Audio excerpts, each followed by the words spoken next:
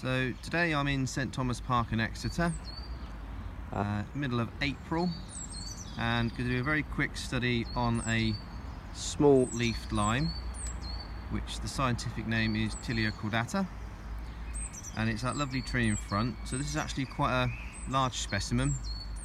A lot of the ones across Exeter are a lot smaller, so this is a good one to get a lot of detail. So we'll get closer now. So one thing with lime trees, if you can see the outline, they're quite easy to spot during the autumn and winter. They almost have that sort of very curved twigs and branches. There are actually quite a lot of different types of lime trees. So this one is a small leaf lime. There's also the large leaf lime. And then there's the common lime, which is actually a hybrid of the two. And then you've got a silver lime. So they're the four lime trees we'd expect to see. I think that's a long-tailed tit in that lime tree. I'll have a closer look in a minute. But yeah, so this is the small leaf lime. So let's have a look and maybe get a better idea of that small bird as well. Although I think it's flew off now. Never mind.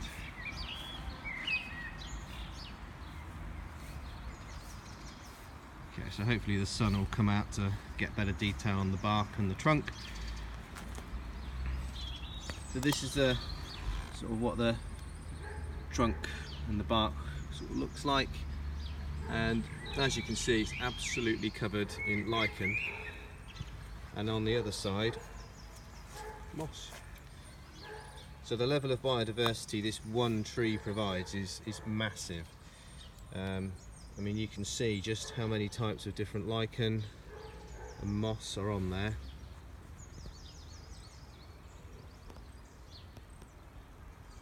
It would be hundreds of thousands at a guess. But luckily, as far as I can see, it's a very healthy tree. Recently had a bit of a trim, so the council did actually cut some of the branches and twigs so that most of it's now actually head height, so there's no chance of anything getting in anybody's faces.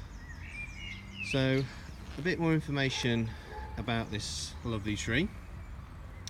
It is a native tree, so that's a good thing, because there's always that concern that we don't have enough of our native trees in our parks. You can have a proper look at the canopy now.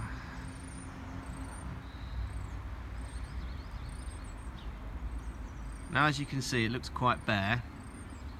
So like I said, this is a deciduous tree, so it does mean it drops its leaves during the cold season.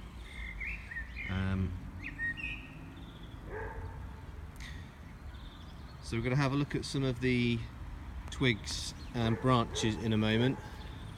We'll just get a better look at the base of the trunk.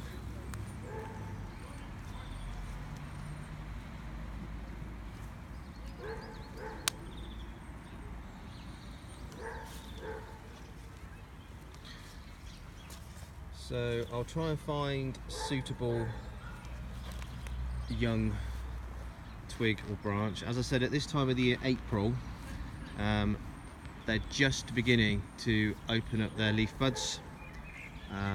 So they go in leaf first, and then later on in the summer they will then flower, and the flowers are hermaphrodites in nature, so that each flower contains both the male and the female parts, and they are very good for our honeybees. They absolutely love these trees.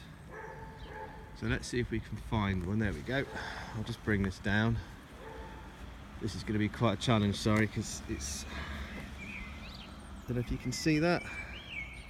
Sorry for the shakiness. I'm having to pull this branch down. But you can see the lovely red buds, typical of a lime tree. They're like almost like a boxing shaped glove. And as you can see, this one's just opened up. I can't really get a good detail there. They're the very first young leaves of the season. I'm told that the leaves are edible. and they're sometimes used in salads to replace lettuce leaves, but that's only the very young leaves, which is very similar to beech actually. You can do the same with beech trees. The leaves are edible. Oh, it's got out of focus now. But again, you'd always have to be careful because unfortunately lots of trees are sometimes sprayed. They're in polluted areas, like by the side of a road. So if you're going to entertain the idea of actually trying to eat some of the young leaves, just make sure it's a tree that's in a fairly clean area, and you'd always wash them anyway. As I said, I've not actually tried that myself. That's information sourced from Woodland Trust and others. So as I said, yeah, the young leaves are edible, but I'd strongly recommend, you know, being sensible about it. Check the leaves, wash them, and it's only the very young leaves that you can do that with. Back in the wartime, they actually made a blossom tea. Oh, there we go. There's a. Well, my camera can't. Sorry, terrible. It was a bad idea zooming in that far. Possibly a lutein, young lutein. Can't tell. But yeah, sorry. That's okay. In the wartime, they did make a blossom tea out of it for our soldiers. And as I said, it's very good for our pollinating insects. I'm told actually that the flower, the nectar and the pollen sort of makes them go a bit crazy. It's just a bit of an overload for them. But you often find for beekeepers they probably have a lime tree or two about because of the high quality honey it makes. As I said, lovely trees, and many years ago, before we humans decided to take everything away from the landscape, you would have had woodlands of lime trees, but now all those natural woodlands have sort of all but gone. So these sort of trees you'd now find in parks and green spaces, and yeah, I mean the wood is used quite a lot as well, for all sorts of uses really, but thankfully lime trees in this country typically are planted for their beauty and ornament. So that concludes a very short summary of a small-leafed lime. As I said, this is the St Thomas Park in Exeter. There is another small-leafed lime, and there's even a common lime and large-leaf lime, larger specimens, which I'm going to have a look at in a moment. But yeah, in a month or so, or even less, this is going to explode because you can already see a lot of the buds are just opening those first leaf buds. So I'll come back in May and this is going to be just a blanket of green, which will be lovely. And then a little bit later on, probably June, July from memory, I need to double check that, but the flowers will then come out. And the flowers are equally interesting because they sort of hang. Depending on the type of lime, they'll have these small little sort of balls that contain all the pollen and nectar, and the bees do their bit, and then they'll eventually turn into these sort of papery seeds which then get distributed by wind. So they're lovely to see, and as I said, we should really try and get more lime trees around because they're just so good for our insects. Yeah, I think from memory along the Exeter Quay, I think they're all silver lime trees.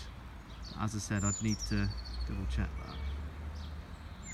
So let me know what your thoughts are. You know, if you know more about these trees, please leave your comments below, or any interesting facts. Thanks a lot.